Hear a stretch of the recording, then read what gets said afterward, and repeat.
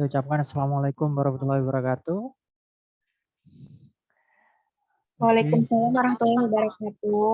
baik. Waalaikumsalam. Oke, salam kenal semuanya di sini. Alhamdulillah pada kesempatan ini saya bisa sharing kaitannya dengan kompeten ya, kaitannya dengan soal-soal hukum. Seperti yang sudah disampaikan oleh Mas Heri, saya akan menyampaikan lebih banyakkah ke Gadar ya. Tadi saya mendapatkan info habis pelatihan ya BTCLS. Nah, ini nanti kita aplikasikan, mungkin ada beberapa poin yang nanti kita akan aplikasikan. Kemudian nanti mungkin saya hanya paling banyak kita berikan tips ya. Kita akan berbicara tips karena kalau kita berbicara soal itu banyak sekali modelnya, banyak sekali macamnya, dan itu pun kita harus tahu karakteristiknya. Nah, nanti kita akan lebih banyak sharing-sharing tentang bagaimana sih kita mengatasi beberapa tipe soal. Kemudian nanti mungkin ada tips-tips yang mungkin bisa kita terapkan, terutama pada area kegawat daruratan ya. Nanti saya mohon izin nanti untuk saya lebih fokus ke area gawat darurat, mungkin untuk KMB nanti sedikit lah. Nanti akan kita berikan perbedaannya, kemudian mungkin besok akan lebih jelas oleh mentor yang lain kaitannya dengan KMB, karena kita akan sedikit fokus ke gawat darurat. Kemudian ada beberapa hal penting ya. Mungkin sudah lihat video-video yang mungkin soal-soal, kalau saya lihat soal-soal banyak sekali, tapi nanti kita akan melihat bagaimana kita mengatasi soal itu dengan beberapa trik ya di situ. Baik, sama seperti mentor-mentor yang lain ya. Saya akan memberikan tips yang pertama adalah bagaimana cara mengerjakan soal, mungkin sama dengan mentor yang lain. Yang pertama kita membaca soal ya, narasi berikutnya. Jadi kita baca soal, kemudian kita cari kata kuncinya, ya. Kemudian setelah itu, setelah kita cari kata kuncinya, kita baca kaitannya dengan narasi pilihan gandanya, ya. Nanti pilihan gandanya kita identifikasi, baru kita baca narasi di soal. Nah, apabila teman-teman di sini, ya, saya panggilnya apa ini ya, sahabat kompeten ya. Kalau misalkan teman-teman di sini sudah tahu kata kuncinya di soal, kemudian nanti di pilihan ganda nanti ada beberapa jawaban, kemungkinan bisa menganalisis dulu sebelum kita baca ke soal. Itu kelebihannya ya.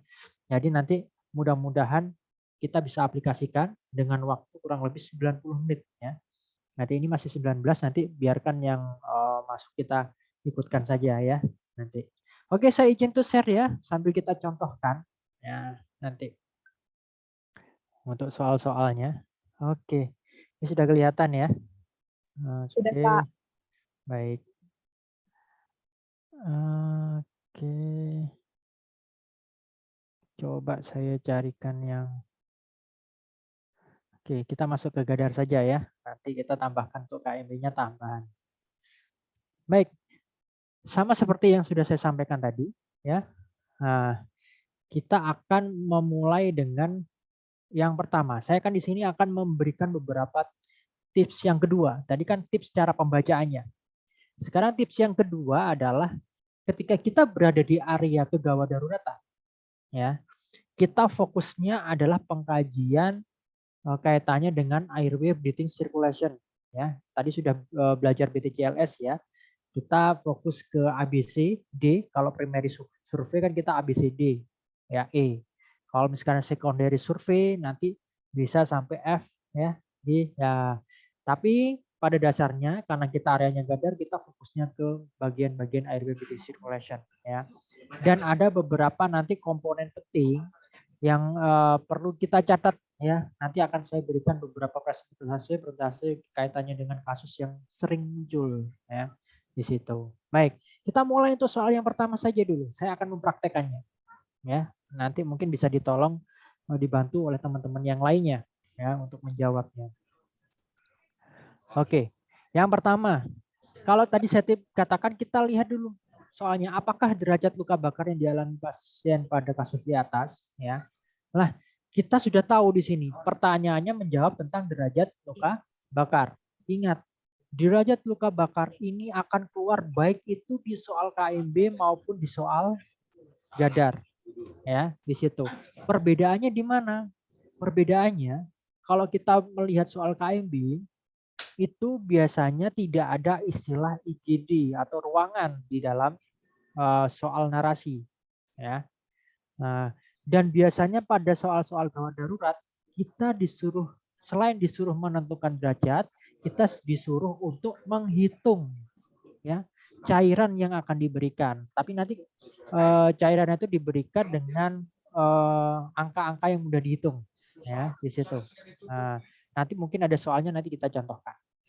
Oke, di sini kata derajat luka bakar. Berarti kalau derajat luka bakar ini semuanya derajat luka bakar A, B, C sampai E. Berarti kita jadi bisa analisis di sini. Nah, sekarang kita lihat kata kuncinya di narasi. Seorang laki-laki berumur 26 tahun masuk IGD mengalami luka bakar pada tangan kanan. Tangan kanan ya.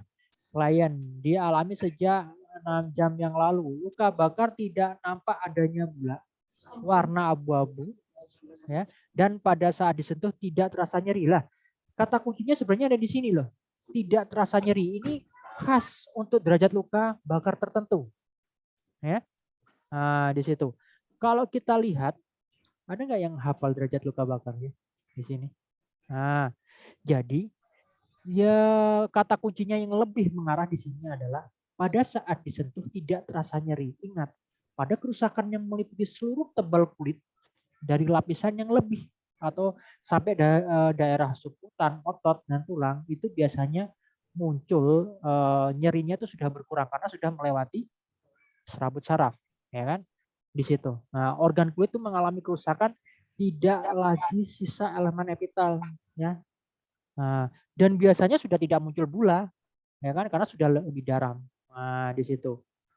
Nah, biasanya ada juga kering, ya. Nah, karena dia sudah masuk ke dalam mana? Kira-kira epidermis apa dermis ya? Kira-kira.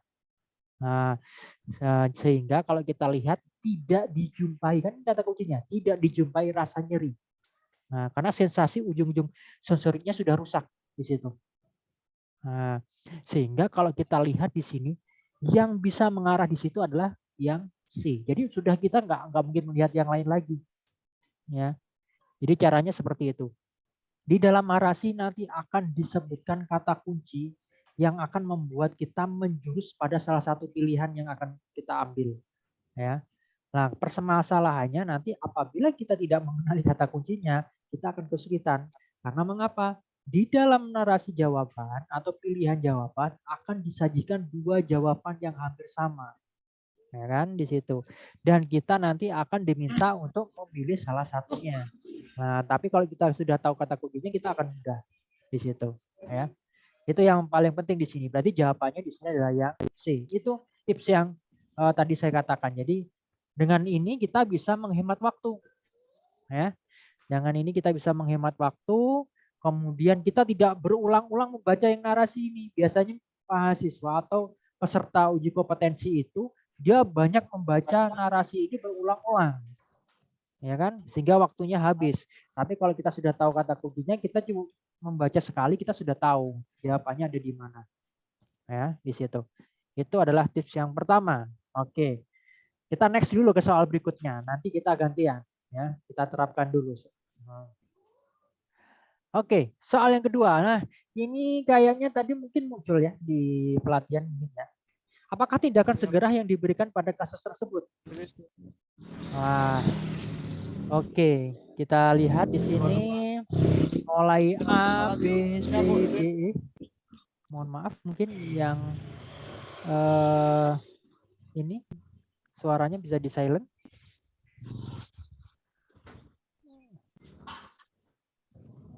Oke. Baik. Kita mulai lagi ya. Jadi, kalau kita lihat tindakan, nah kata kuncinya sebenarnya tindakan di sini. Kalau kita lihat A sampai E, itu semuanya tindakan. Ya.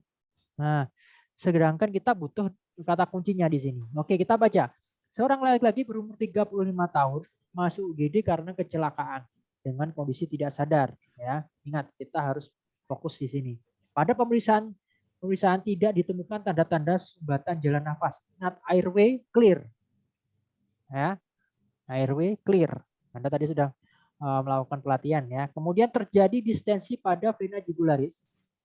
Distensi vena jugularis, posisi trakea tergeser ke arah samping kiri. Nah, nampak jejas di dada sebelah kiri. Hasil auskultasi tidak terdengar bunyi nafas. Pasien curiga menderita tension pneumotoraks. Oke, ini kata kuncinya satu ya, tension pneumotoraks sudah ya. Kata kuncinya di sini. Kalau sudah tension pneumotoraks berarti tindakannya adalah dekompresi hemotoraks. iya benar sekali ya. Ada yang tidak tahu dekompresi pneumotoraks? Kira-kira di mana kita melakukannya? Biasanya kita memberikan suatu needle ya, biasanya needle tracheostomy ya, ukurannya kalau nggak salah 14 sampai 16 ya. Ditusukkan pada intercosta. Nah, sejajar dengan midclavicular line. Nah, itu nanti kita masukkan di situ ya. Untuk apa? Untuk udaranya bisa keluar. Ya, di situ. Nah, itu ini sebenarnya materinya advance ya, advance trauma life support. Tapi biasanya di BTCLS juga disampaikan. Nah, di situ. Jadi jawabannya adalah yang A. Ya kan? Oke. Mudah ya? Oke, sekarang kita masuk ke soal yang ketiga. Saya minta bantuannya, ada mungkin yang bisa membantu saya untuk mengerjakan. Ini soal BTCLS tadi. Oke. Kira-kira siapa yang mau membantu saya mungkin? Ada nggak yang bisa membantu saya?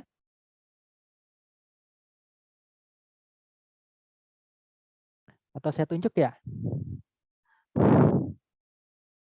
Mungkin ada yang bisa membantu? Tadi kan udah ikut pelatihan nih.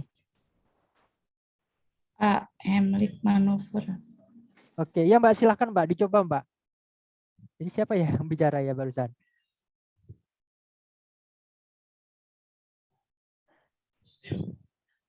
Mbak Ati ya?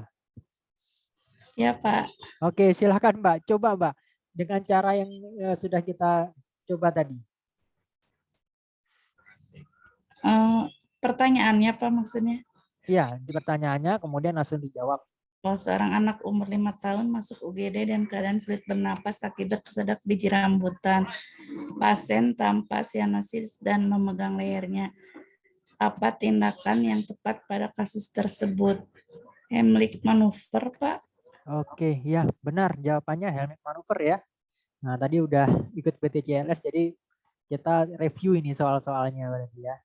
Oke, jadi untuk menghemat waktu seperti yang sudah saya contohkan tadi, kita baca langsung saja. Apakah tindakan yang tepat pada kasus tersebut? Ya, kita lihat sekilas di situ pilihannya A, B, C, D, E, ya, semuanya adalah kaitannya dengan tindakan. Kemudian kita lihat pertanyaannya, ya, di situ. Nah, kata kuncinya adalah tersedak. Nah, kalau tersedak pasti kita menggunakan beberapa cara. Yang salah satunya adalah Heimlich maneuver. Ya, yang benar Mbak Ati ya untuk jawabannya. Nah, di sini. Oke, kita next ya. Nah, ini soal ini juga ini. Ya, tadi pasti juga dijelaskan juga kaitannya dengan triase ya. Nah, di sini. Oke, ada yang bisa bantu lagi? Mungkin kaitannya dengan kasus ini kita aplikasi dengan teori yang BTCLS tadi. Triase. Kira-kira ada yang bisa bantu? Kuning ya, Pak. Oke, Mbak Ati lagi kuning ya. Yang lainnya mungkin ada nggak selain kuning? Oke, kita baca ya. Apakah warna kode yang harus dipasang oleh perawat pada kasus tersebut? Ya, berarti kita harus lihat kondisinya. Seorang perawat terlebih dahulu terlibat dalam proses evakuasi korban di satu daerah yang mengalami bencana gempa bumi. Perawat melakukan triase pada salah satu korban yang mengalami fraktur pada tulang femur sinistra. Iya, karena ini saya katakan tadi tidak ABC-nya dia tidak terancam. Ya, kalau kita lihat triasenya tadi benar Pak Ati bilangnya ya. Jawabannya adalah yang A, kuning. Nah, tetapi ya apabila nanti di soal, nah ini kan kita tidak tahu nanti soal pengembangannya seperti apa ya. Nah, fraktur pada tulang femur sinistranya ini terjadi perdarahan ya kan? Dia terjadi perdarahan terbuka, kemudian ditambahkan adanya tanda-tanda vital yang mengarah ke kaitannya dengan shock atau cyanosis, kita harus mengarah ke merah. Ya, di situ. Mungkin nanti soalnya akan seperti itu, ya. Nah, jadi nanti kita harus bisa membedakan hal itu. Ini triase mudah, ya. Kita harus implementasikan di situ. Oke, next kita masuk ke soal berikutnya lah. Ini sama seperti yang sudah saya sampaikan tadi, ya. Nah, sama seperti sudah saya sampaikan tadi. Ketika kita menjumpai soal kaitannya dengan luka bakar, yang pertama kita diminta untuk menentukan derajat luka bakar. Ya, ini hampir banyak yang keluar, ya, soal-soal seperti ini. Kemudian yang kedua, kita disuruh menghitung cairannya yang diberikan berapa. Ya, nah penghitungan cairan ini kita ada dua biasanya. Kalau IGD biasanya kita harus menghitung 8 jam pertama, ya. Tapi juga ada yang diminta untuk 24 jam seharusnya, ya. Ada yang 24 jam, ada yang 8 jam pertama. Jadi nanti kita lihat dulu berapa cairan diberikan dalam 24 jam. Nah, berarti kan ini selama 24 jam. Kita menggunakan rumus formula Baxter, ya. Nah, rumusnya hafal ya, harus hafal ya ini ya. Jadi 4 cc kali kerugian berat badan kali persentase luas luka bakar, ya, nanti di situ. Kemudian apabila itu 8 jam pertama, nanti kita berikan setengahnya. Tapi kalau ini misalkan 24 jam, kita berikan semuanya, ya. Oke, kita lihat di sini seorang laki-laki umur 20 tahun, korban kebakaran mengalami luka bakar di seluruh bagian punggung dan kedua kaki bagian belakang dengan luas bakar 36, ya. Oke, 60 kg berat badan, ya. Tinggal kita masukkan saja, ya. 4 kali 60, ya. Kemudian dikali 36, ya. Jadi sekitar 8.640. Iya, benar. Jadi 8.640, ya. Jadi jawabannya yang D. Saya ingatkan kembali, apabila di area kegawat daruratan, soalnya nanti ada dua untuk menghitung. Yang pertama adalah 8 jam pertama dan 24 jam pertama, ya. Kalau 8 jam pertama, berarti tadi yang hasilnya 8.640 ini, ya teman-teman nanti bisa diambil setengahnya. Ya. Jadi kalau kita ambil setengahnya ini berarti 4.320, ya. Nah, ini untungnya tidak ada yang mengecoh jawabannya, ya kan? Biasanya nanti dikasihkan ada 4.320, ada 8.640, ya. Tapi kita kembali lagi lihat di sini. Dia mintanya 8 jam pertama atau 24 jam, ya, di situ. Oke. Ini jawabannya sudah banyak yang benar, ya, di situ. Nah, itu ya nanti buat catatan kecil ya. Berarti nanti saya harus waspada ini 8 jam pertama atau 24 jam. Oke. Baik, next kita masuk ke tipe soal yang lainnya.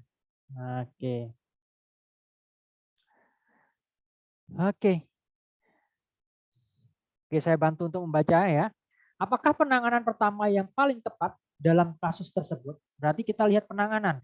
A, memberikan resusitasi cairan, penanganan, pemberian insulin, juga memberikan O2, memberikan cairan D5, oke, pemberian D40. Oke. Ini kalau kita lihat ya, teman-teman, ini merupakan salah satu algoritma atau penanganan yang sudah baku mungkin ya. Kemudian kalau teman-teman lihat di rumah sakit kan ada algoritma, ada guideline ya, di mana penanganan itu sudah baku dan mungkin kita tidak bisa mentolerin ya. Jadi nanti kita harus identifikasi apa yang harus diberikan pada kasus ini. Ya. Oke, kita lihat kata kuncinya dulu. Seorang lansia usia 68 tahun dibawa ke UGD RS dengan keluhan tidak sadar diri. Wah, kalau tidak sadar diri berarti kemungkinan ada masalah, kalau tidak di bagian metaboliknya ya neurologinya, ya kan? Setelah dilakukan pengkajian, didapatkan bahwa lansia tersebut mengalami DM. Oke, DM dengan tanda-tanda vital. Oke, 100/60, 78 nadinya, RR-nya 14, suhunya 14. Kadar glukosa plasma 60. Wah, sudah jelas lah hipoglikemia pasiennya ya di sini. Jadi kata kuncinya sebenarnya kita lihatnya di pasien hipoglikemi ya. Hipoglikemi kita ketahui bahwa gula darahnya kadarnya mungkin di bawah, ada referensi yang mengatakan di bawah 100, ada yang mengatakan 90, ada yang mengatakan 80. Tapi rata-rata kalau kita sudah melihat gula darahnya 60, wah ini pasti pasiennya mengalami penurunan kesadaran ya di situ. Bisa saja sampai ngorok ya biasanya di situ. Nah, sering di sini pada kasus-kasus emergensi. Nah, dari kasus ini ya kita harus lihat dulu penanganannya selanjutnya seperti apa. Ya, kira-kira ada yang bisa bantu mungkin teman-teman yang dari rumah sakit di sini. Oke, kita lihat jawabannya. Oke, ya, ada yang PO diralat E. Mungkin ada yang lainnya. Selain itu, wah ini teman-teman IGD nih kayaknya ini ya. Nah, jadi jawabannya benar ya. Jadi kalau kita lihat di sini yang mengecoh itu adalah D dan E ya. Nah, jadi pasti nanti di dalam pilihan jawaban kita akan diberikan dua jawaban yang hampir sama ya. Dan kita disuruh untuk menentukan salah satu yang terbaik lah jawabannya ya. Tapi kalau pada kondisi-kondisi glukosa 60 ini biasanya kita langsung diberikan dextrose 40% ya. Nanti biasanya kita berikan sebanyak 2 flakon ya. 2 flakon, 1 flakonnya 25 mili berarti 50 mili ya benar 50 mili ya. Nah, di situ. Itu adalah caranya pemberiannya ya bagi teman-teman yang sudah biasa di IGD mungkin sudah tahu hal-hal ini ya.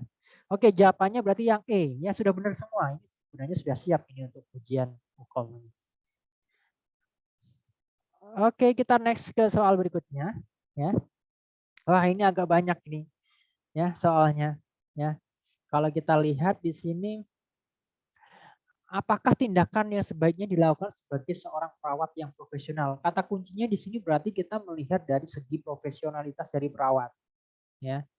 Nah, sebenarnya kalau soal-soal seperti ini ya, narasi akan menjadi pendukung saja narasi soal. Kita lihat jawabannya yang kira-kira yang profesional yang mana sebenarnya sudah bisa kita ketahui. Yang A, mendukung hak otonomi klien dengan membantu mengakhiri penderitaan. Profesional kah? Menjadi suatu pertanyaan akhirnya. Menyerahkan semua keputusan kepada tim dokter untuk tetap melanjutkan terapi atau tidak. Nah, kalau menurut saya sih belum profesional. Menyerahkan kepada manajer RS dan keluarga untuk memberikan keputusan kelanjutan perawatan. D. Memberikan konseling kepada keluarga klien tentang prinsip moral dan peraturan RS untuk tetap menyokong kehidupan klien. E. Memenuhi kebutuhan dasar klien sesuai harkat dan martabat sebagai manusia, mengupayakan support system yang optimal bagi klien. Nah, ini yang katakan profesional sebenarnya yang wajar ya, itu adalah D dan E. Tapi kalau misalkan kita lihat profesional perawat, saya lebih condong ke E ya. Ini belum membaca narasi soal ya, teman-teman di sini. Karena kata kuncinya kita sudah dapat perawat yang profesional ya. Jadi kalau misalkan perawat yang profesional, kita lihat di pilihannya di sini yang profesional karena kita kerjaan perawat, kita memiliki kebutuhan dasarnya. Ya kan? Berarti kita lihat jawabannya kita kunci dulu ya. Sebagai untuk yakin kita lihat narasinya. Seorang perempuan usia 55 tahun didiagnosis dengan CA cervix. Metastase dia sudah ke paru. Saat ini pasien berada di ruang ICU dengan tanda-tanda vital sudah turun ya, 90-60 ini sudah mengarah ke shock ini. Ya, kemudian nadinya juga sudah turun, kemudian RR-nya, saturasinya sekian, edema ekstremitas, asitas, GJS-nya juga sudah turun. Pasien ini sudah seharusnya dipasang intubasi. Ya benar, dia masih ventilator juga ya. Menanggung derita, apalagi dokter mengatakan harapan sembuh tidak ada. Oke, kalau saya lihat di sini jawabannya yang lebih mengarah adalah yang E, ya, karena kita sebagai perawat kita wajib memenuhi kebutuhan dasar manusia seperti apapun kondisi pasien, ya, karena di sini kata kuncinya adalah seorang perawat yang profesional. Oke, ini jawabannya E semua. Oke ya, benar semuanya ya. Nah, jadi sebenarnya metode yang saya lakukan tadi tanpa kita membaca narasi, kita sudah memprediksi di pilihan jawaban itu mana jawaban yang terbaik. Ya, narasi akan menjadi suatu pendukung untuk menentukan jawaban inilah yang paling terbaik. Ya, di situ. Itu adalah metode yang tadi kita singgung. Dan apabila ini kan mungkin ya nanti ada beberapa soal ternyata kita baca narasinya, kata kuncinya di soal kita sudah tentukan, kemudian kita baca narasi setiap pilihan kok nggak ada yang nyambung misalkan. Kemudian kita baca narasi di soal juga tidak ada yang nyambung ya di situ. Misalkan teman-teman di sini jangan khawatir ya, silahkan mencari jawaban yang terbaik dari semua pilihan itu. A sampai E, silahkan teman-teman analisis ya. Dari A sampai E, mana yang paling terbaik dan mana yang paling mendekati. Apabila tidak istilahnya tidak nyambung ya dengan pertanyaan dan narasinya. Ya mungkin saya tidak bisa mengatakan itu kesalahan dari penginputan soal, tapi tidak menutup kemungkinan hal itu mungkin terjadi ya. Jadi tetap kita tidak boleh menyalahkan soal, tapi kita harus mencari jawaban yang terbaik dari semua pilihan. Nah, itu caranya ya. Jadi jangan sampai kosong. Sayang kalau kosong jawabannya. Oke, next kita lanjut ke bagian soal berikutnya. Nah, ini yang BTCLS tadi mungkin ada yang bisa bantu tadi yang sudah ikut pelatihan. Silahkan ada yang bisa bantu yang tadi sudah ikut pelatihan.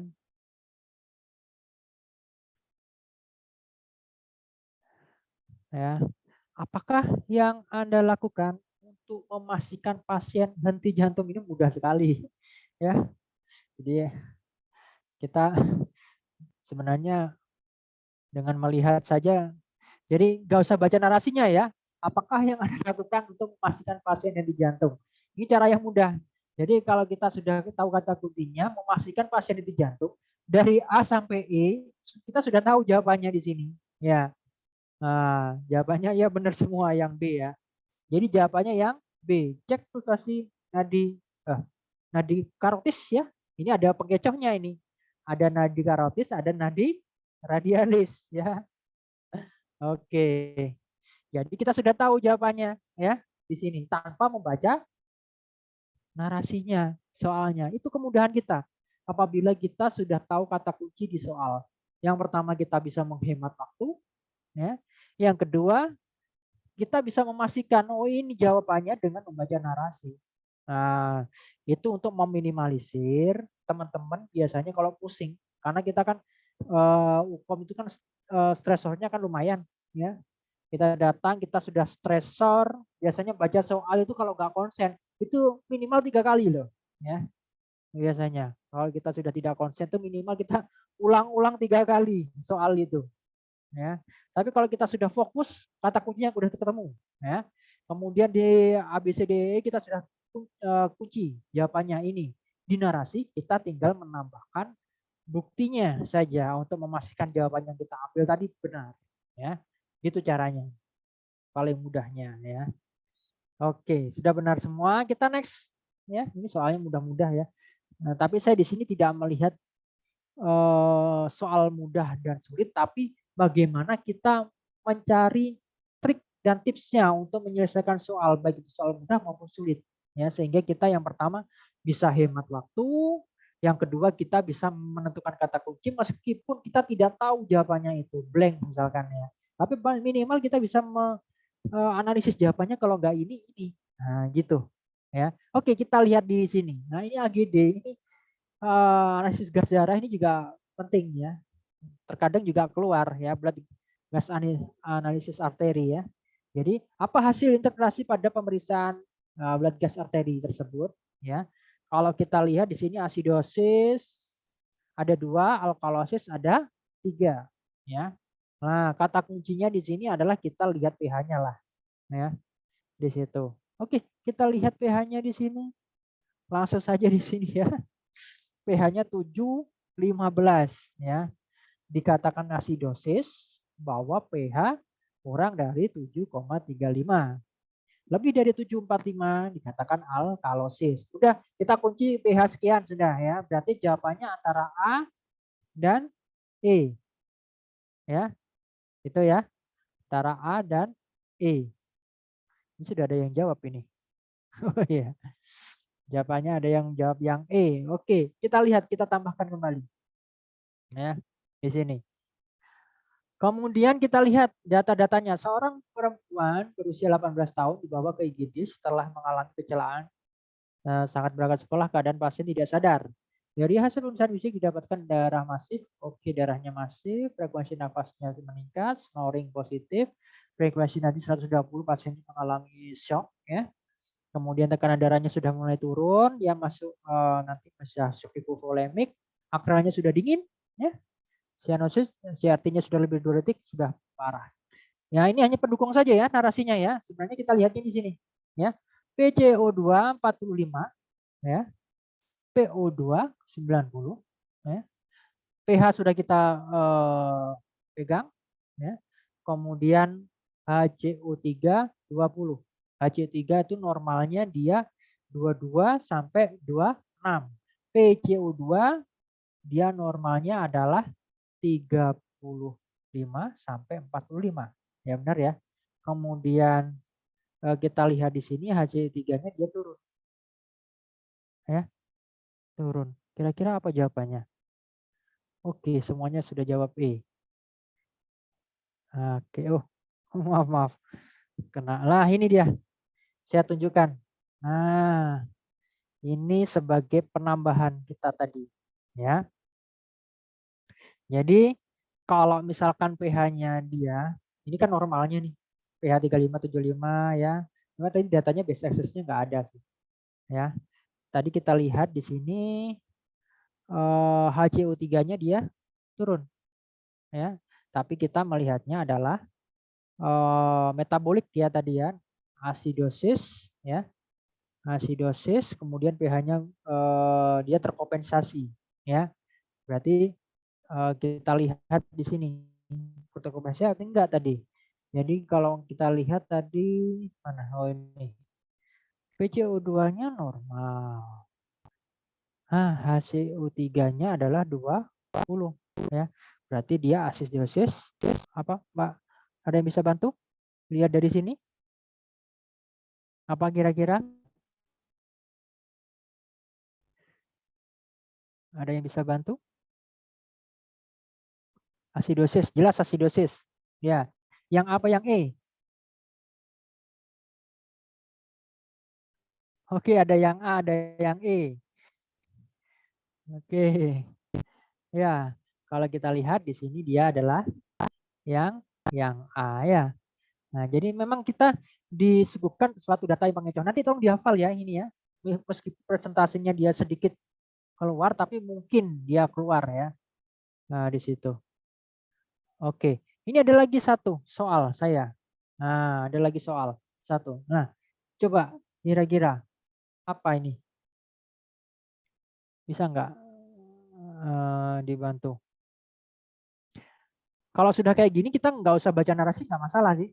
Kita lihat aja pH-nya 7,30.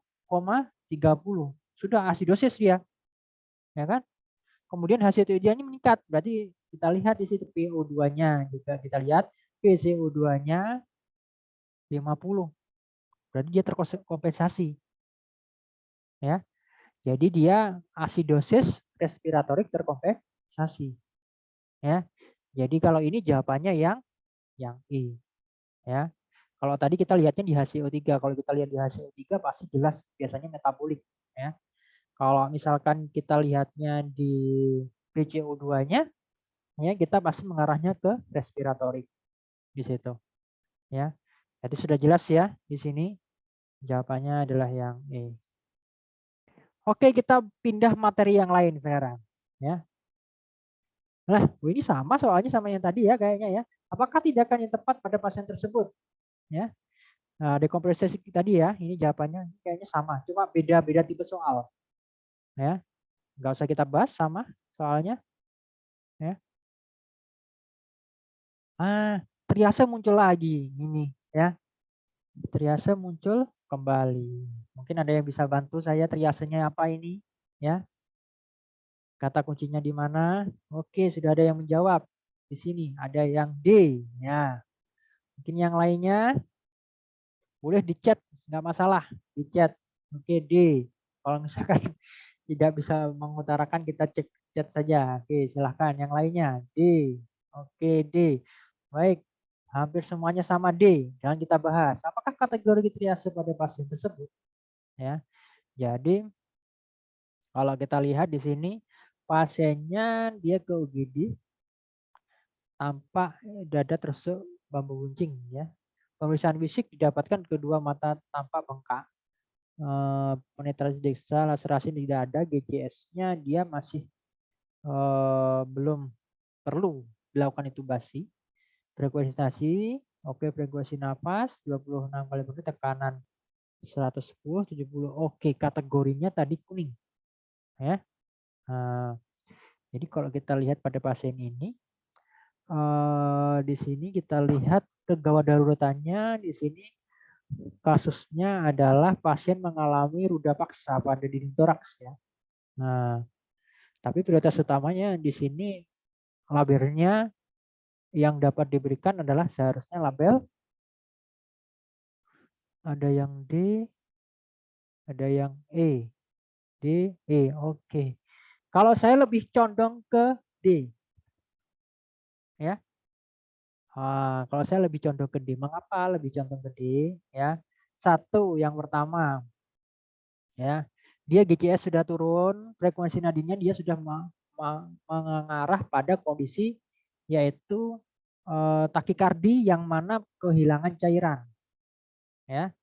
Frekuensi nafas sudah mulai meningkat, tekanan darah sudah mulai turun. Ya.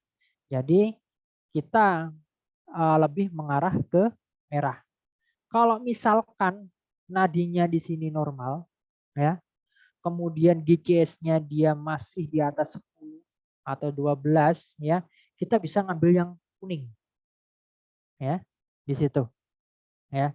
Tapi karena ini sudah kondisinya GCS-nya sudah 8, kemudian dia nadinya sudah takikardi, ya, berarti tanda-tanda shock sudah muncul, ya.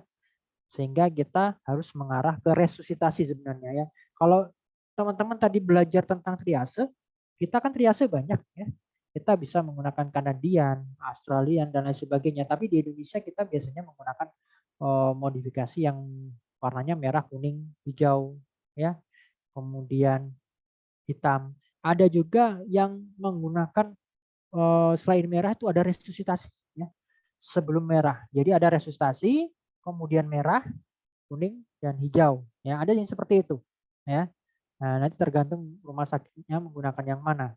Nah, di situ. Jadi nanti kita menyesuaikan. Kalau ini sebenarnya sudah masuk ke resusitasi pasien-pasien seperti ini. Ya, jadi jawabannya yang di benar. Ya, untuk jawabannya. Oke, sekarang lanjut lagi.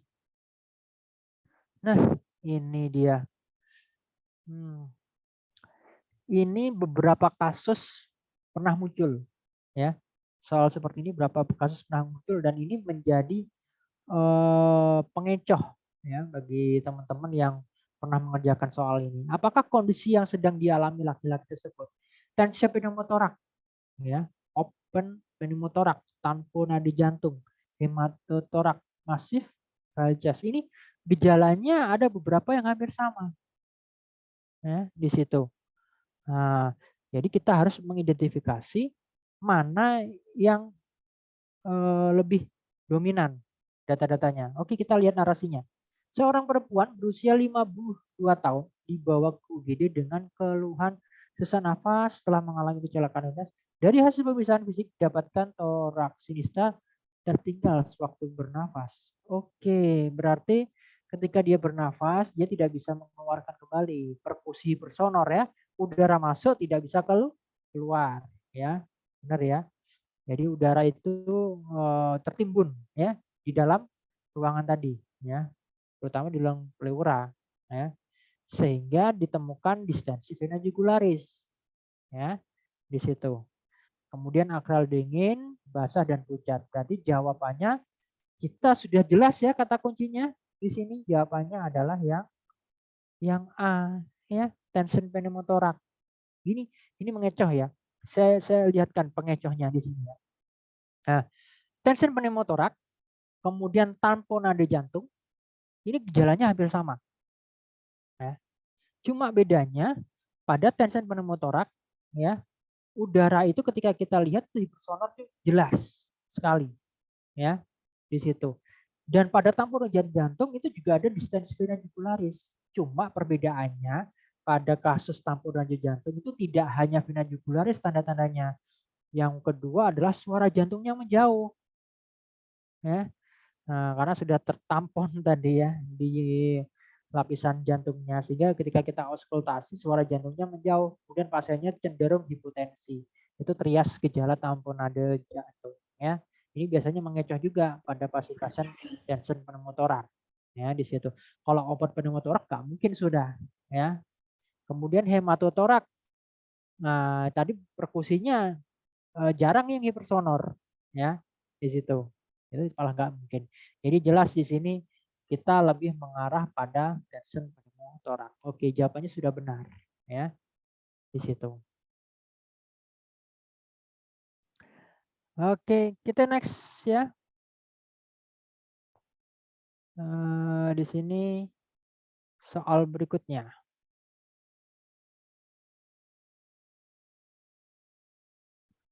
Oke, di sini, nah ini kita lihat kembali bagaimana langkah penatasan kedaruratan yang sesuai dengan tanda dan gejala. Oh, kalau kayak gini kita lihat narasinya, ya. Jadi kalau kita lihat di situ ada beberapa tindakan.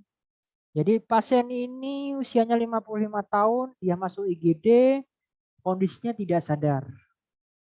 Riwayat diabetes mellitus, hasil pemeriksaan didapatkan glukagon dingin, lembab, tekanan darah 100. Oke, bagian ini jelas ya, pasiennya shock ya. Di sini jelas pasiennya shock, ya. Kemudian dia sudah kondisi tidak sadar. Pada kondisi tidak sadar, kita GCS sudah turun di bawah 7 saja, dia harus intubasi, indikasi intubasi, ya. Apalagi pasiennya sudah mengarah ke tidak sadar, dan di sini sudah ada klien dengan tanda-tanda shock ya, dingin dan lembab di situ. Jelas jawabannya di sini ya. Harus kita lakukan. Wah, ada yang jawabannya apa saja ini jawabannya kita bahas ya. Ada yang B. Oke.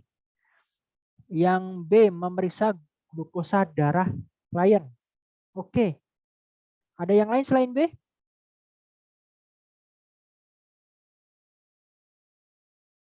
B semua. Ada yang B? Oh, maaf. Terkena. Tadi nomor berapa ya? Oh, ini. Ya. Oke. Ada nggak yang sudah kerja di IGD? Di sini? Bisa membantu saya untuk jawabannya. Ya. Nah, ini kita diberikan dua pengecoh, ya. Nah, di sini, ya. Ini sebenarnya kalau saya katakan soalnya ini kurang lengkap, ya. Nah, nanti saya lihatkan soalnya di mana kurang lengkapnya, ya. Jadi kalau kita lihat di sini jawaban yang mengecoh adalah yang A dan yang B, ya. Dari sudut pandang mana kita harus melihatnya? Yang pertama, kalau kita melihat mungkin ya nanti teman-teman akan menjumpai soal-soal seperti ini, tapi nggak usah khawatir, kita cari jawaban yang terbaik, ya. Yang pertama, apabila kita memilih jawaban yang A, ya, melakukan intubasi dan membantu ventilasi, dasarnya kita cari dulu, ya. Kalau kita melakukan intubasi dan membantu ventilasi, berarti dasarnya adalah kondisi pasien yang tidak sadar, ya. Mungkin GCS-nya turun, ya. Kemudian kondisi shock, ya. Nah, di situ. Kemudian memeriksa glukosa darah klien, ya. Di sini ini juga kita lakukan. Tapi ingat kata kuncinya di mana, Mbak? Nah, ini mengecoh loh. Kata kuncinya.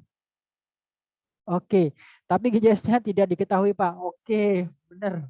Ini mengecoh saya kata-kata di GCS tidak diketahui, tapi di sini ada kondisi yaitu pasien tidak sadar. Lihat, lihat ya, kata kuncinya di sini. Kata kuncinya adalah penata laksanaan kedaruratan. Kira-kira yang mana penatasaran untuk kedaruratannya antara A dan B? Yang mana kira-kira? Yang A ya. Oke, sepakat ya semuanya. Ini saya berikan dasarnya ya, biar kita sepaham. Kemudian teman-teman di sini tahu mengapa kok jawabannya A.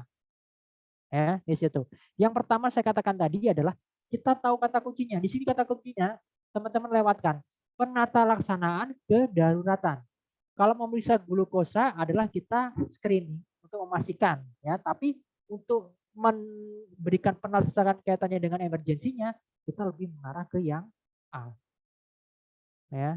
Nah, tadi saya katakan soal ini memang mengecoh ya, karena memang nggak lengkap kalau menurut saya. Tapi meskipun tidak lengkap, kita kembali lagi ya teman-teman, kita cari kata kunci yang lebih mengarah pada soal tersebut ya.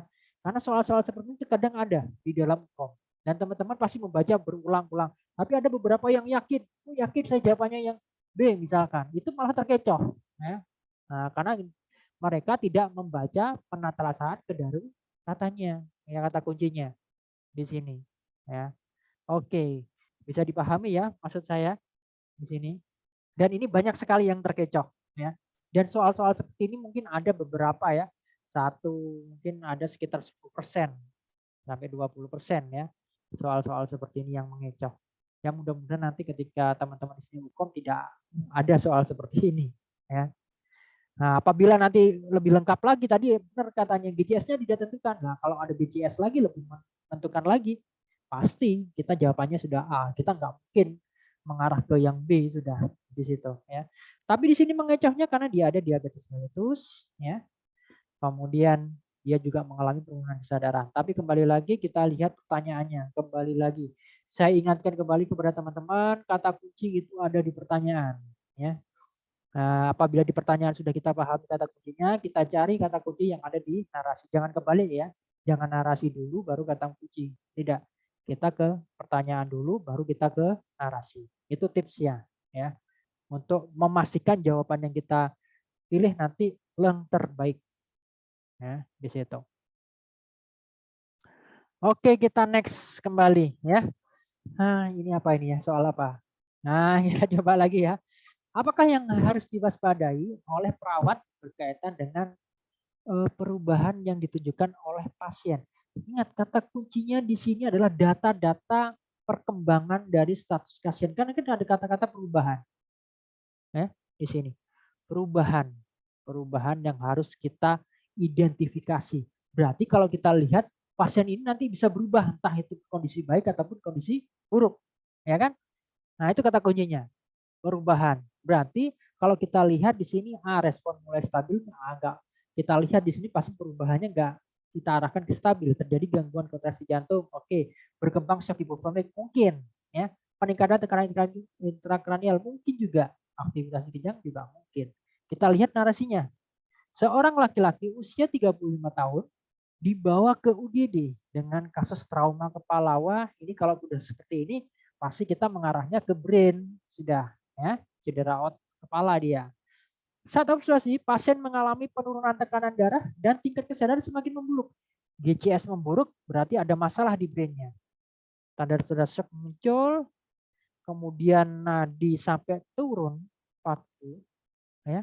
Berarti yang harus kita waspadai pada kondisi seperti ini adalah, oke, kita cek jawabannya. Oke, ada yang D, oke, ada yang C, iya. D, oke, kita bahas ya. Nah, di sini. Oke. Kata kunci, saya kembali lagi ke kata kunci supaya teman-teman paham benar apa itu kata kunci di dalam soal. Apa yang harus diwaspadai oleh perawat berkaitan dengan perubahan yang ditunjukkan oleh pasien. Berarti perubahan ya, kata kuncinya. Perubahan yang ditunjukkan oleh pasien. Ya. Kalau kita lihat datanya di sini, pasiennya sudah shock. Nah, di sini. Nah, tetapi kita kaitannya dengan brain, kita harus mengidentifikasi adanya peningkatan tekanan intrakranial. Ya, jadi perubahan tekanan intrakranial ini pada kasus ini yang akan kita fokuskan. Jadi kata kuncinya juga termasuk kasus ya trauma kepalanya. Nah, di situ karena ketika trauma kepala pasti tanda-tanda penurunan tekanan darah juga akan terjadi di situ, ya. Oke, ini jawabannya yang D sudah benar, ya.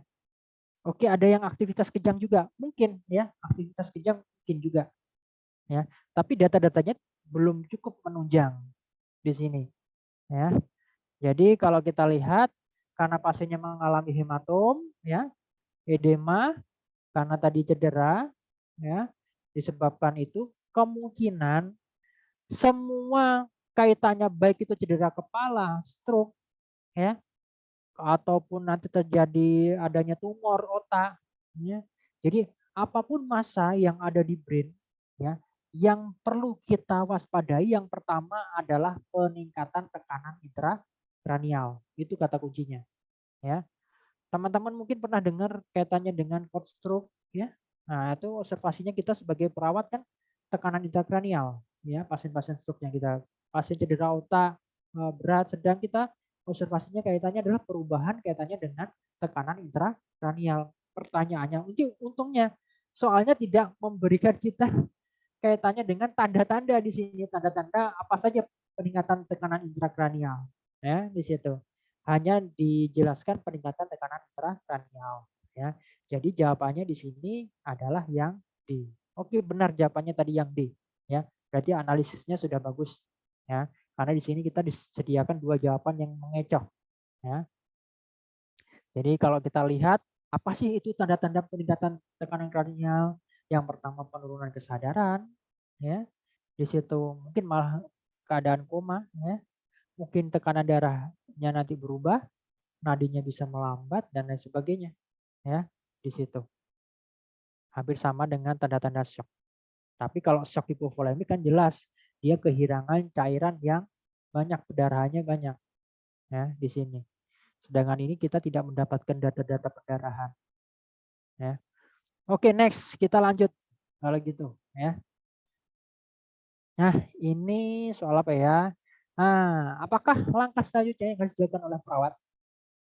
Ini kaitannya dengan SOP, ya. Berarti saya simpulkan dulu ya. Jadi ada beberapa soal-soal itu. Yang pertama adalah kaitannya dengan tindakan. Tindakan berarti dengan sesuai dengan SOP, ya, standar operasional yang sudah ada. Yang kedua kaitannya dengan algoritma atau guideline yang sudah ada. Itu berarti penyakit-penyakit tertentu seperti penyakit stroke, gagal jantung, hiperglikemi, hipoglikemi itu kan semuanya sudah baku, ya, penanganannya. Nah, itu perlu dibaca sekilas, siapa tahu nanti keluar hal-hal seperti itu. Tapi juga ada beberapa tindakan yang kaitannya dengan standar operasional prosedur, ya. Itu juga bisa. Nah, kalau kita lihat di sini, apakah apa langkah selanjutnya yang harus dilakukan oleh perawat, ya? Di sini kita baca soalnya saja. Seorang laki-laki berusia 25 tahun, ya. Korban kecelakaan di sini dia mengalami luka terbuka di tungkai kanan bawah, ya.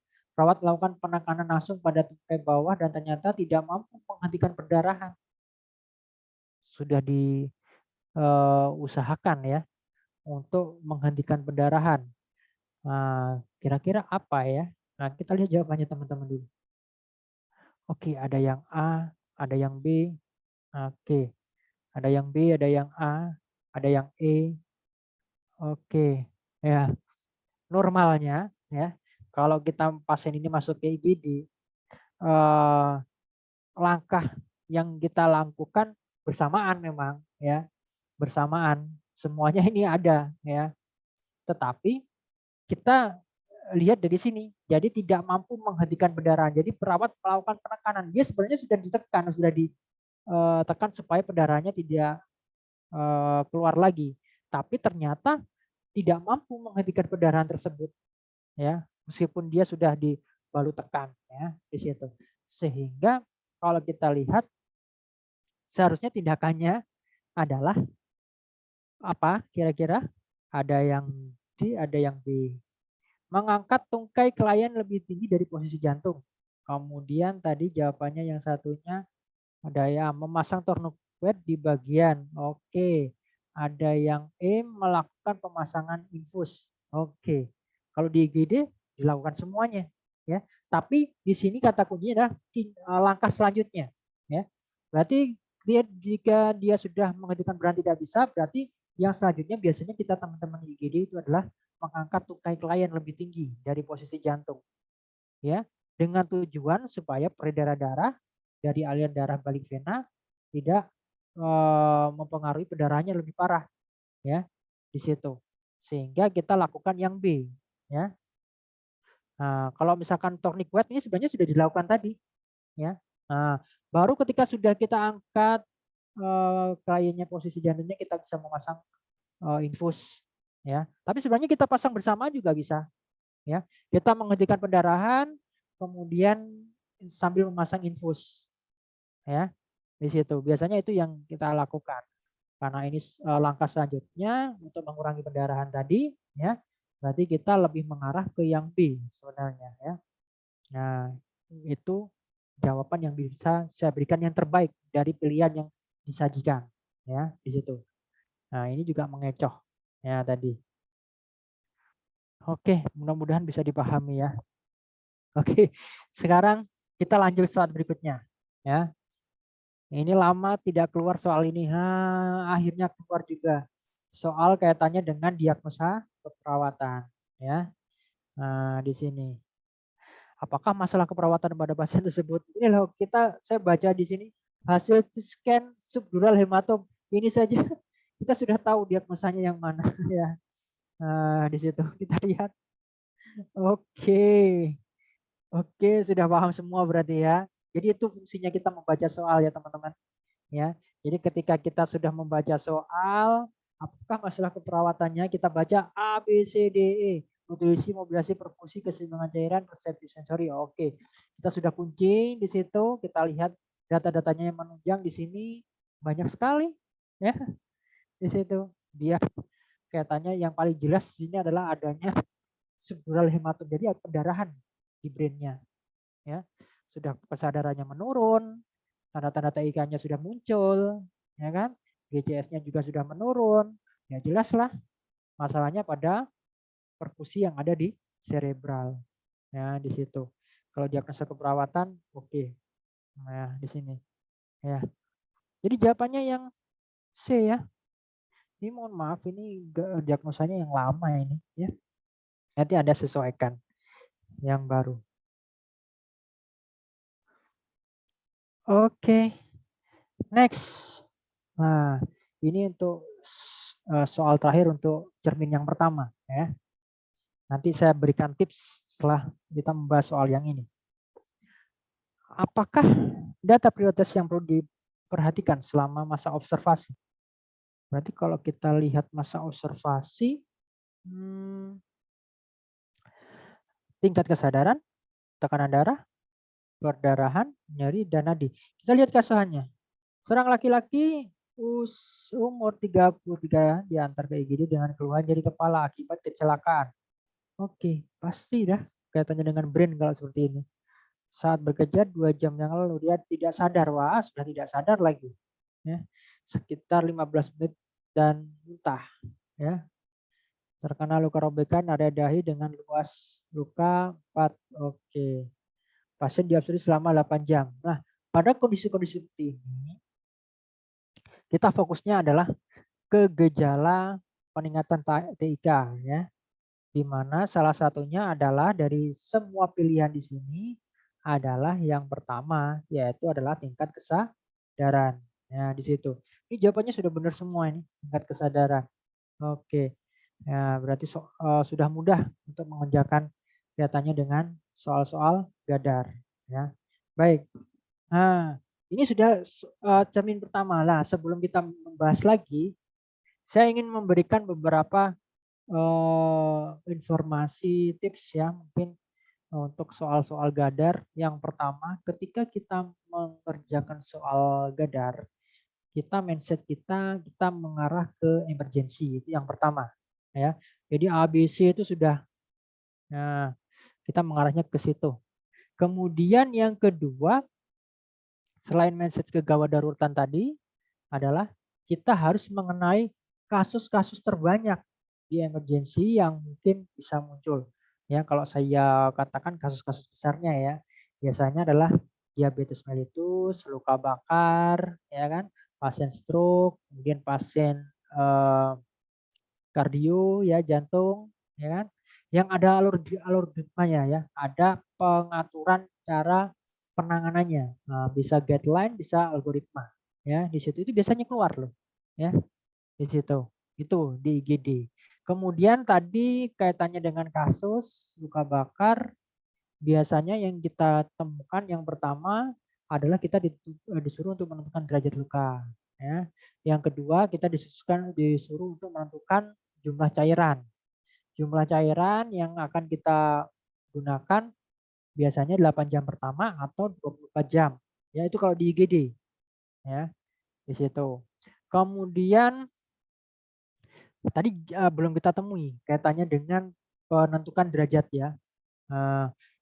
Biasanya kita harus menghafal roll of 9 ya di situ. Yang 99 kecuali genitalia 1 ya, yang lainnya 9. Nanti harus dihafal, itu biasanya juga terkadang keluar ya. Tapi sekarang soal-soal seperti itu terlalu mudah ya. Kita biasanya mengarah ke analisis yang tadi ya, mengarah ke derajatnya ya. Dia posisinya di mana? Derajat 1, 2, 3 ya. Nah, itu seperti itu kalau levelnya S1 ya. Nah, biasanya seperti itu. Tapi kalau misalkan nanti levelnya di 3, mungkin disuruh menentukan derajatnya, ya berapa persennya. Nah, kalau di 3. Kalau S1 biasanya sudah mengarah ke analisisnya. Nah, di situ. Kemudian yang selanjutnya adalah teman-teman tolong dipelajari kaitannya dengan BTCLS. Tadi ada beberapa soal yang keluar ya. BTCLS itu tadi untungnya teman-teman sudah pelatihan. Jadi nanti masih ingat ya di situ. Kaitannya dengan penanganan bantuan hidup dasar, kemudian pasien-pasien tersedak dan trauma ya. Tapi terkadang juga ada beberapa kasus yang kaitannya tentang EKG ya. Nah, itu biasanya kita diberikan gambaran EKG yang tidak normal tapi areanya tidak normalnya adalah area kegawat daruratan. Ya. Nah, tadi kan teman-teman sudah belajar BTCLS tuh, ya kan? Jadi biasanya sudah ada di situ kegawat daruratannya tentang VT ya, ventricular tachycardia ya, dan lain sebagainya harus ngapain itu kan sudah ada di situ. Dan itu sudah ada algoritmanya itu ya. Kemudian kasus selanjutnya adalah tentang SOP ya, Standard Operational Procedure atau SPO lah ya. Biasanya kita disuruh untuk melakukan tindakan sesuai dengan SPO. Ya, itu kaitannya dengan kasus. Kemudian yang selanjutnya biasanya adalah pengkajian dasar sekali. Pengkajian dasar. Jadi kita disuruh menentukan berapa, kalau di IGD biasanya paling umum GCS ya. Biasanya kita disuruh untuk menentukan GCS-nya berapa. Ya.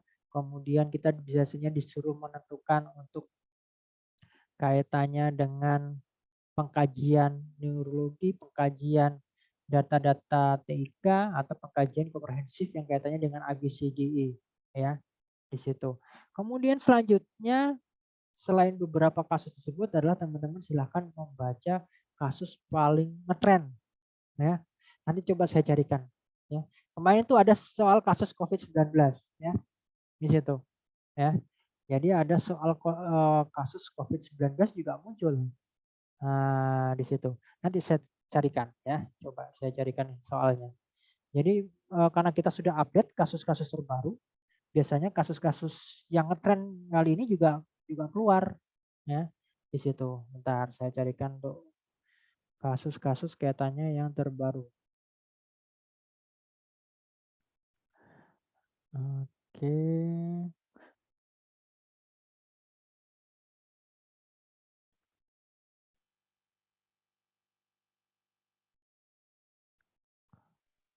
Bapak boleh izin bertanya nggak, Pak? Iya silakan, Mbak. Bapak kan kalau di jawaban soal itu kan misalkan kayak tadi tuh kasus dengan pendarahan yang dibalut yang udah ditekan. Kalau di kita jadi kami itu mengisi mungkin kebiasaan yang kita lakukan sehari-hari, pekerjaan kita sehari-hari di UGD. Jadi apakah itu betul atau harus menurut sesuai teori yang ada di soal jawaban hukumnya aja, Pak? Iya. Nah, ini sebagai dilema ya. Saya katakan dilema sebenarnya gini prinsipnya Ibu. Ya, saya panggil Ibu atau Mbak ya. Jadi kalau misalkan kita melihat soal kasus seperti itu, yang pertama adalah kita lihat dulu kata kuncinya. Kalau misalkan di dalam pertanyaan tadi dia mengarah pada tindakan, ya, berarti kita seharusnya pada algoritma dasarnya. Ya, di rumah sakit kira-kira algoritmanya seperti apa? Apakah sudah seperti itu? Ya, kalau saya lihat memang ini mencakup algoritma. Nah, kalau misalkan nanti tidak sesuai dengan algoritma, berarti sesuai dengan standar operasional prosedur. Ya, jadi seperti itu. Itu dasarnya. Ya, tapi terkadang pembuat soal juga memberikan pengecoh seperti yang tadi. Ya, yang satu diberikan tindakan yang sewajarnya yang ada di rumah sakit, yang satu diberikan secara teori, padahal itu dilakukan secara bersamaan. Ya, benar ya Bu ya. Jadi kalau di IGD memang dilakukan secara bersamaan kegiatan-kegiatan tersebut. Ya, tapi kembali lagi kita mencari jawaban yang terbaik. Nah, setelah kita analisis, jadi kembali lagi kita tidak boleh menyerahkan soal ya. Nah, itu prinsip kita nanti kita harus tekankan dulu ya. Yang pertama, kita tidak boleh menyerahkan soal dan pilihannya. Yang kedua, kita mencari jawaban yang terbaik dari semua pilihan. Ya, kalau kita analisis tadi, jawaban yang terbaik dari semua pilihan adalah jawaban yang B tadi. Ya, karena setelah kita melakukan penekanan, kita segera melakukan istilahnya adalah pengangkatan dari ekstremitas supaya nanti aliran badik venanya tidak mempengaruhi pendarahan yang lebih parah. Ya, itu biasanya seperti itu. Dan nanti yang awal tadi Ibu sebenarnya ketika kita lakukan pengobatan kan sambil memasang infus sebenarnya kan. Ya itu kan sebagai pengecoh tadi sebenarnya itu. Ya. Jadi kembali lagi ya Ibu nanti dianalisis kembali kata kuncinya. Kalau misalkan Ibu ingat algoritma atau SOP-nya yang terbaik itu ya ikuti itu saja. Ya. Tapi kalau misalkan tidak mengingat algoritma, kemudian SOP-nya juga lupa, cari jawaban yang terbaik dari pilihan tadi. Ya. Itu cara mudah kita untuk biar tidak ngeblank nanti. Seperti itu, mungkin yang bisa saya bantu. Ya, baik Pak, terima kasih. sama-sama. Ini saya carikan contoh soalnya. Oke. Mudah-mudahan ini kelihatan.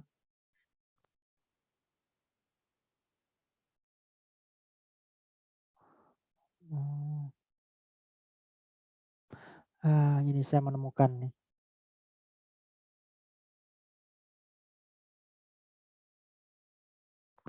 Saya menemukan, ini menemukan satu ya. Mudah-mudahan satu ini bisa menggambarkan semuanya. Oke, ini kelihatan ya, Bapak Ibu atau teman-teman di sini kelihatan semua ya. Ini contoh soal terbaru ya, kaitannya dengan kasus yang mungkin dengan tren yang sudah ada yang pernah kita jumpai ya. Jadi di sini dia menyantumkan kaitannya dengan kasus COVID ya. Jadi kalau kita lihat di sini, apakah masalah keperawatan utama pada kasus tersebut? Kalau kita lihat masalah keperawatan, kita kembali lagi di pilihan sini ya. Nah, ini sudah ada jawabannya. Di sini dia mengapa kita mengambil jawaban ini? Ya. Kita ada data-data ini kata kuncinya. Ya. Ini yang sering muncul ya. Kalau kita lihat analisisnya, kapan kita mengambil kaitannya dengan pola nafas, kapan kita mengambil tentang pertukaran gas, kapan kita mengambil tentang bersihan jalan nafas. Ya, jadi Bapak Ibu atau teman-teman di sini harus menganalisis kalau kaitannya dengan bersihan jalan nafas, berarti pasti ada masalah pada jalan nafasnya, entah itu ada sekret dan sebagainya. Ya, Kalau ada pola nafas berarti mungkin muncul beberapa kondisi-kondisi yang nafasnya irreversible kan. Kemudian frekuensinya ritmenya tidak normal, kemudian ada mungkin otot bantu pernapasan, tapi tidak ada data-data ini. pH, analisis gas darah, ya. Nah, kalau misalkan kita disuguhkan data-data seperti ini dan data-datanya mengalami masalah, berarti kita masuknya adalah ke pertukaran gas. Nah, di situ. Ini adalah salah satu contoh yang dimana kasusnya yang paling banyak adalah COVID-19 yang ngetren. Nah, di sini. Ini adalah salah satu contohnya. Jadi nanti mungkin kayaknya masih ada soal-soal seperti ini nanti ya di situ kaitannya. Itu mungkin ada yang mau ditanyakan lagi. Kalau tidak ada, kita lanjut kembali ya.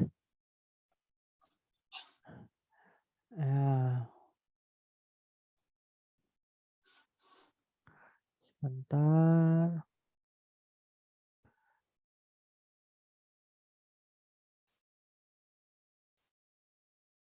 Baik, ini masih ada waktu ya. Oh, ada sekitar 15 menit lah. Kita menambahkan beberapa soal ya. Untuk KMB mungkin nanti besok bisa ditambahkan ya. Itu tadi yang COVID tadi itu soal KMB ya. Yang COVID-19 tadi soal KMB. Oke, kita coba beberapa soal sampai waktunya kita habis ya. Kita masih ada sekitar 15 menitan kurang lebih ya di situ. Baik, mungkin ada yang bisa bantu saya untuk membahas soal ini. Oke, oh ini sudah ya. Ini. Nah, ini tadi muncul ya soal ini ya. Jadi kita diharuskan untuk menghitung yaitu luas luka bakar. Ini biasanya soal-soal seperti ini jarang sih, tapi ya kita bahas aja lah ya di sini soalnya. Kalau kita lihat di sini UGD dia mengalami luka bakar akibat tersiram air panas. Hasil pengkajian pasien mengeluh nyeri skala nyeri 8. Oke. Nah, di sini area luka bakarnya di seluruh area kepala dan dada. Ini sudah jelas sih jawabannya ya. Di seluruh area kepala dan dada berarti depan ya. Di situ kita menggunakan rumus yang biasa kita gunakan ya, Bapak Ibu, yaitu rumusnya Rule of nine. Rule iya, of nine. benar sekali, Bapak Ibu. Sangat semangat sekali ya. Benar jawabannya, ini sudah ada yang jawab ini. Iya, benar semua jawabannya ya. Jawabannya adalah A. Ini tolong dihafal ya Bapak Ibu. Nanti mungkin bisa membantu ketika mengerjakan. Tapi kalau misalkan sudah lupa, kesulitan nanti kita menghitungnya. Nah, di situ. Jadi nanti bisa kita identifikasi. Oke, Triasa muncul lagi Bapak Ibu. Ini cepat. Kita kan sudah tahu teorinya nih. Sudah tahu tips-tipsnya. Kita jawab cepat aja ya. Di sini. Oke. Oke, jawabannya yang mana ini Bapak Ibu? Label warna triase pada kasus tersebut ya.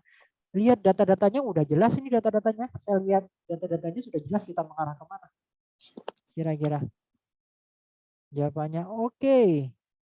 Kita lihat ada yang beda nggak jawabannya ini? Oke, sudah benar semua. Jawabannya adalah A ya. Wah, ini sudah siap berarti untuk ujian ini ya. Oke, jawab cepat. Berarti kita sudah efisien waktu ya Bapak Ibu. Ketika kita sudah tahu kata kuncinya, kita menjawabnya kita sudah punya efisien waktu untuk menghemat soal ya. Jadi satu soal kita bisa menghemat waktu 10 detik mengerjakannya. Ya, 15 detik lah paling enggak. Jadi 1 menit itu bisa 2 sampai 3 soal kita kerjakan. Kita hemat nanti akhirnya. Ya. Oke, soal nomor 3. Nah, ini algoritma ini. Ya. Apakah tindakan selanjutnya pada kasus tersebut? Nah, ini teman-teman yang di IGD ini yang hafal ya algoritmanya. Ada yang bisa bantu saya? Oke, sudah ada jawaban di sini. Oke. Oke, jawabannya benar semua ini ya. Mungkin ada yang nggak paham, mungkin bisa ditanyakan kalau tidak paham ya, karena ini algoritma ya. Kalau algoritma itu dikatakan dia sudah baku ya, guideline ya, itu sudah baku dan kita tidak bisa tawar lagi lah isinya, ya di situ. Ya. Jadi jawabannya di sini adalah kita harus kolaborasi analisis kuat. Yang biasanya adalah kita gunakan adalah morfin. Ya. Oke, ada istilah Monaco ya, benar ini algoritma ya. Nah, yang itu memudahkan untuk kita menghafal ya di situ Monaco. Ya, keluar ya berarti jantung. Oke, kita next soalnya ya. Mumpung masih ada waktu. Yuk, kita apakah tindakan yang harus dilakukan pada kasus tersebut? Nah, ini kita lihat pasiennya masih komposmetis ya. Nyeri tekan, nyeri lepas ya, hiperteraba. Positif di spider nervi positif. Frekuensi ini apa ya yang membuat kita menjadi salah satu tindakan yang tepat kita lakukan? Ini dari semua ini yang tindakan itu A. Ya. Sebenarnya jawabannya sudah jelas loh ya. Yang A ya. Di sini oke, benar semua. Jawabannya yang A, ya. Karena kemungkinan pasien ini kalau kita lihat adalah dia mengalami varises esofagus ya. Salah satu penyebabnya biasanya terjadi pada saluran cerna pendarahannya. Tanda-tandanya mengarah ke situ semua. Ya. Nah, jadi kalau kita sudah tahu kondisi pasien ini, dia bisa kita identifikasi kasusnya. Oke, benar. Ya, 4 soal sudah benar semua. Sekarang soal kelima. Oke. Apakah tindakan yang harus dilakukan pada kasus tersebut? Boleh dijawab tindakannya? Oke, masih sudah siap sekali. Silahkan, mungkin mau dijawab lagi Mas Ulti. Apa jawabannya ini? Oke, yang lainnya mungkin? Oke, oke semuanya. Oh, ada yang E, masang opa, ya. A, ada yang A, ada yang E, ya. Ah, ini kok ada perbedaan ini. Kalau ada perbedaannya harus dibahas ini berarti kalau ada perbedaan. Ya. Apakah tindakan yang harus dilakukan pada kasus tersebut? Ya, kita lihat seorang laki-laki berusia 60 tahun diantar ke UGD karena tidak sadar diri. Hasil pengkajian riwayat jatuh di kamar mandi. Oke, GCS-nya dia sudah turun ya. Ya, oke sudah 9 dia turun. Tanpa jejas di area frontal. Lemah dan terdengar bunyi nafas gargling. Teman-teman. Nah, ini tadi kan sudah kelihatan ya, gargling ya. Oke. Kemudian frekuensi nadi 64 kali per menit, frekuensi nafas 20 kali per menit, dan akal terlaba dingin. Hasil scan stroke pasiennya. Oke, jawabannya ada yang A, ada yang E. Oke. Tete, ngapain masangnya tete? Ya. Kira-kira jawabannya yang mana ini? Kalau kita lihat kan Bapak Ibu, misalkan yang sederhana saja, airway breathing sirkulasi ya. Yang pertama yang kita lakukan adalah melakukan yaitu adalah membebaskan jalan nafas. Membebaskan jalan nafas. Iya benar sekali. Jadi tadi kan sudah baca JLS tuh ya. Jadi tindakan yang pertama kita harus kenali dulu ya. Kalau misalkan nadi tadi sudah kita kenali, ternyata nadinya oke. Ya kan? Nadinya. Ya tidak ada masalah. Yang harus kita lakukan ya selanjutnya jelas kita harus membebaskan jalan nafasnya terlebih dahulu. Nah, di sini. Karena di sini yang terdengar suaranya yang lebih harus kita tangani juga lagi suara nafas garglingnya, ya jelas kita harus mengarah ke tindakan tersebut. Ya. Nah, jadi jawabannya ya benar. Ya sudah banyak. Nah, yang A. Oke, benar ya. Berarti sudah sepaham kita. Oke, next kita masuk ke berikutnya. 6. Oke, 5 soal sudah benar. Nah, ini hampir sama dengan yang tadi. Kita lihat GDS-nya aja sudah 48 tuh. Ya kan? Nah, berarti tindakan yang harus dilakukan apa? Guideline lagi pada pemberian pada pasien hipoglikemi ya. Tadi sudah kita bahas di awal. Ya. Kita harus memberikan apa? Kita lihat jawabannya teman-teman. Oke, D. Ya. Ada yang salah nggak sih ini? Oke, nggak ada ya, nggak ada yang selain D, sepakat ya? Oke. Oke, alhamdulillah 100 lulus ya, benar lulus kita. Jadi jawabannya benar yang D ya. Nah, jadi kalau sudah melihat ini, kita lihat ini saja GDS-nya. Oke, sudah nggak usah lihat yang lainnya, pasti jawabannya kita berikan dextrose 2 flakon ya. Di situ sebanyak 50 mili. Oke, 6 soal sudah benar, udah siap nih ujiannya ini berarti ya. Sekarang soal ke-7. Ayo cepat. Kira-kira? Wah, ini mudah ini kayaknya.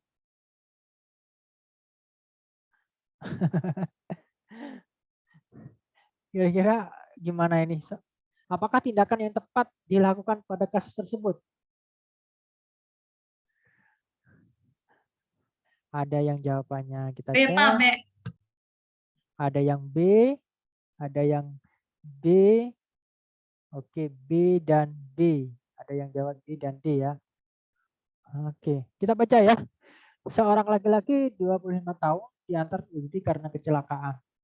Hasil pengkajian terdapat fraktur terbuka pada femur sinistra. Pendarahan masif, tekanan darahnya sekian, frekuensi 10 unit, frekuensi apa? Apakah tindakan yang tepat dilakukan pada kasus tersebut? Tindakan. Berarti ini kita mengecoh ya. Ini ada yang mengecoh antara B dan D ya. Balut tekan dan rehidrasi cairan. Kita lihat jawabannya teman-teman yang mana? Oh iya, antara B dan D. Ini bingung semuanya. B dan D. Oke, kata kuncinya kita baca ya. Tindakan yang tepat. Teman-teman, tindakan yang tepat. Ya. Tindakan berarti adalah, ingat tadi mindset kita adalah A, B, C. C, sirkulasi. Ya, di sini permasalahannya pada sirkulasi. Ya. Kalau saya, karena ini tidak ada jawaban yang, karena bukan saya yang buat soalnya ya. Tapi kalau saya memilih jawaban yang terbaik dari B dan D, itu adalah yang D. Karena kita menangani yang kaitannya dengan pendarahan masifnya. Ya. Supaya Dan nggak shock hipopolemik ya, Pak? iya, benar sekali. Jadi seperti itu. Jadi kita harus rehidrasi cepat. Ya. Ini kalau misalkan teman-teman di IGD paling infusnya ada yang sekaligus dipasang 2 ya. Kita biasanya. Nah, jadi kita harus mengarah ke rehidrasi cairan ya di situ. Itu jawaban yang terbaik ya. Itu menurut saya ya. Nanti kalau misalkan ada soal yang lain, Bapak Ibu cari jawaban yang terbaik karena kita setiap kita tindakan kita harus tahu dasarnya dulu mengapa kita memilih itu. Ya. Oke. Baik, sekali BTS. Oke. Next ya. Oke. Kita lanjut lagi. Ya, kurang 5 menit masih. Ini sudah 7 soal. Oke, ada 2 soal ragu-ragu ya. Nanti. Sekarang nomor 8. Yuk, nanti kita bahas 10 soal. Nanti kita nilai. Siap untuk ini ujiannya. Apakah langkah selanjutnya yang harus dilakukan pada kasus tersebut? Oh, ini sama ini tadi soalnya. Sama tadi sama ini kayaknya. Ya. Diagnosis faktor. Oh ya, ini sama kayaknya soalnya. Ini yang jelas gampang ini ya. Soal ini ya. Apa kira-kira teman-teman? Jawabannya yang mana teman-teman? Oh, iya benar. Benar ya. Jadi kita harus lihat. Oh, ada yang lain jawabannya selain D. D. D semua ya. Sepakat ya? Nah, ya, karena kita harus cek pulsasinya. Nah, daerah distal ya. Oke. Baik. Oke, cepat ini soal berikutnya ya. Nah, menghitung. Nah, ini tadi kan saya katakan ada 2 soal kita harus menentukan. Yang pertama 8 jam pertama, yang kedua kita disuruhkan untuk 24 jam pertama. Sekarang kita disuruh untuk menentukan cairan 8 jam pertama. Ayo berapa jawabannya kira-kira? Kita lihat jawabannya. Oke. Next, ada yang lain mungkin? A jawabannya. Yang lain selain A? Oke, A. Oke, udah benar berarti rumusnya sudah benar ya. Jadi tadi 4 kali berat badan kali presentasinya ya. Jadi nanti ketemunya berapa, kalikan setengahnya ya. Jadi ketemunya 3.600 ya, karena kita 8 jam pertama yang kita berikan, bukan 24 jam. Kalau 24 jam tadi nggak usah dibagi setengahnya ya, atau dikali setengahnya. Jadi langsung saja ya. Ini biasanya kita mengecoh soal-soal seperti ini. Oke, 9. Sekarang soal yang terakhir 10 ya. Soal terakhir 10 ya. Pas waktunya. Jawabannya apa kira-kira? Apakah yang perlu dievaluasi dari tindakan kolaboratif tersebut? Oke, evaluasi ya teman-teman, evaluasi. Print Oke. output. Iya, benar nih. Sudah siap nih semuanya nih berarti. Ya, baik. Bapak Ibu tidak usah kita bahas karena sudah jelas ini ya. Jawabannya adalah urine output yang perlu kita evaluasi. Jadi dari 10 soal dengan waktu kurang lebih dari nggak sampai 10 menit, teman-teman di sini sudah bisa mengerjakan 10 soal dengan 8 soal yakin, 2 soal tadi ragu-ragu. Ya kan? Jadi seperti itu, tapi saya nilai sudah siap untuk melakukan uji kompetensi ya di situ.